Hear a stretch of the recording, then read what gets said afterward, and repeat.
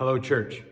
As we jump into this next year, what are some of the things that you are prioritizing? What are the goals that you're making, resolutions that you have, or maybe expectations you're holding to? Here's a few things that I think need to be at the forefront of our mind if we're going to call ourselves followers of Jesus. If we bear the name Christian, these have to be at the forefront of our mind. What about the gospel? What about how we spend our time, how we spend our money, how we relate to one another or invest in relationships, let alone how are we investing in our relationship with Jesus? Let's consider these things together in this new series called First Things First, getting our priorities straight.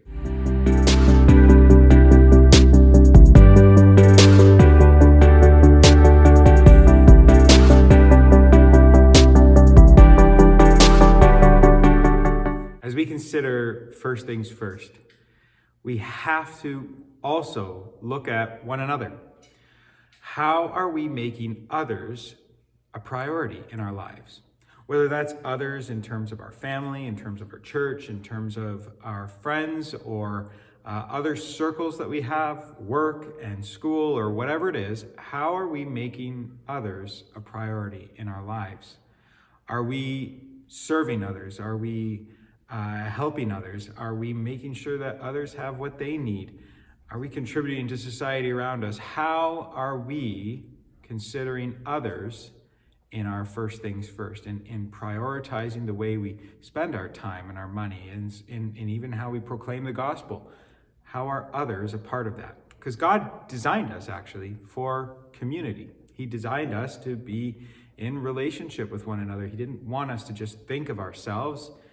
He wanted us to be considering building up the body of believers and in turn witnessing to the rest of the world about the hope that we can find in Jesus and become part of that community for the building up of the body.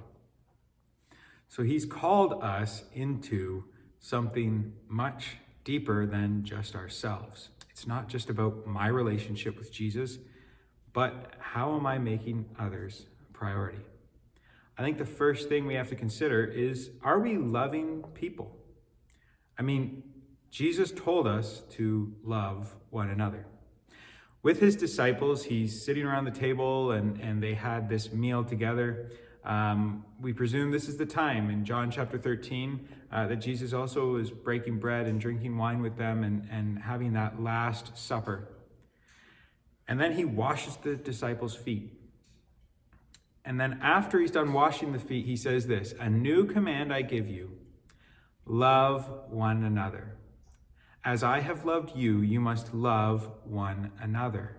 And by this, the world will know that you are my disciples if you love one another." Now imagine if this took place at your distributed church group or on a Sunday morning celebration gathering. If Jesus showed up and he washed everyone's feet in the room, everybody around the table with us, he washed everyone's feet. And then he looked to us and said, "Love one another. As I have loved you, love one another." What would we do with that? What would that look like to us? Would we stop and think, hey, we love each other? I mean, I'm sure the disciples thought that. We've been journeying together for a while. We've been on this road with Jesus for so long. We love each other. We get along and care for one another. Do you think that they would have already thought that, much like we maybe would think that if Jesus said that to us? Oh, we're already doing that. Or would they stop and think, wow, Jesus just did something pretty radical here. He just washed our feet. He humbled himself to do something that we don't even have particular slaves do because it's so beneath them. And so why this king of all kings is washing my feet, and now he's telling me to love others in the same way? What would we do with that? Do we know what love really looks like? Let's go to the scriptures and let it define it for us. 1 Corinthians 13 tells us that love is patient and kind. Love does not envy or boast. It is not arrogant or rude. It does not insist on its own way. It is not irritable or resentful. It does not rejoice at wrongdoing, but rejoices with the truth. Love bears all things, believes all things, hopes all things, and endures all things. This is the definition of love. Jesus says that all of the commands can be summarized into the two greatest commands. That is, to love the Lord your God with all your heart, soul, mind, and strength, and to love your neighbor as yourself. And all other commands come in under those two great commands. And in turn, this other new command that he's given us to love one another. So let's think about those commands in terms of one another. If you look at the 10 commandments and what the 6 that talk about our human relationships, well, what if we put the word love in front of them? Much like 1 Corinthians chapter 13 does. What if we were to say, love honors mother and father? What if we recognize that? What if we said that love does not steal, love does not murder, love does not commit adultery, love does not bear false witness against a neighbor, and love does not covet? What if we looked at it that way?